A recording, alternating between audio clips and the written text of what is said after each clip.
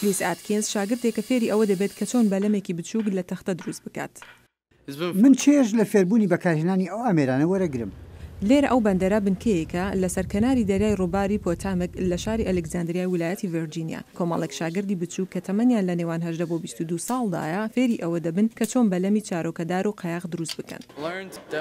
من بە تەواوی فێری دوو پێوانەیی بە یەکجار بڕیم بووم.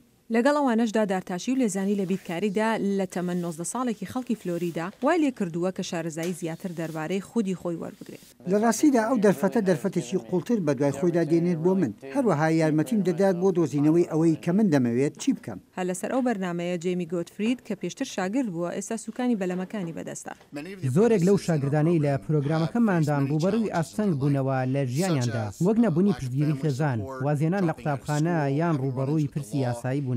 دەگەڕێن بۆ ڕێگایەک تا متمانەی خۆیان بەدەست بێننەوە. پێویستیان بەوەیە بگەڕێنە ناو هێزی کارکردن لە دەرەوە. بەرنامەکە بۆ ماوەی ساڵێک موچەیەکی کەم دەدات و شاگردەکان ڕێنمایی دەکرێن لەلایەن ڕاوێژکارە خۆبەخشەکانەوە، وەک فرێک گیگەر ئەوەی کە فێریان دەکات چۆن بەلەم دروست بکەن و ژیانیان باشتر بکەن.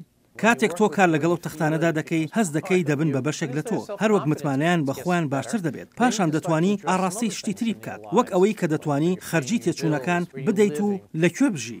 ئاتکینز دەبوایە لە قوتابخانە بێتە دەرەوە و کار بکات. تەمەنم 8 ساڵان بوو کاتێ دایکم مرد، بۆیە هەمیشە ئەوە ئەرکی سەرشانم بووە. پشتگیری نەکرام لەلایەن باوکمەوە و هۆکاری هاتنی من بۆ ئەم پرۆگرامە ئەوەیە کە ئەوان دەیانەوێت یارمەتیت بدەن. تا ئێستا هیچ کەسی یارمەتی نەداوە. نا بە پەرۆژ بووە بۆم، نە باوەڕی پێم هەبووە. بەڕێوبەری بەرنامەی شاگردی جێ هیلنسکی ڕۆڵێکی نمونەیی بۆ گروپەکە دەگێڕێت. ئەو پرۆگرامەکەی ساڵێک بەر لە ئێستا تەواو کردووە. ئەوان دەزانن کە من بەڵگەیەکی زیندوم لە کارکردنی سەخت و خۆ تەرخانکردن و تەنها خواستی ئەو هێزەیە کە دەتوانی سەرکەوتن بەدەستبێنی.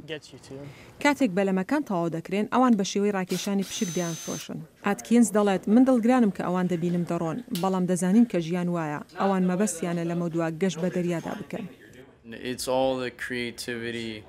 هەموو داهێنانەکە بۆ پێگەیاندنی ئەوانە. من دڵخۆشم بەوەی ئەوان دەڕۆنە دەرەوە و دەچنە ماڵێکی باش.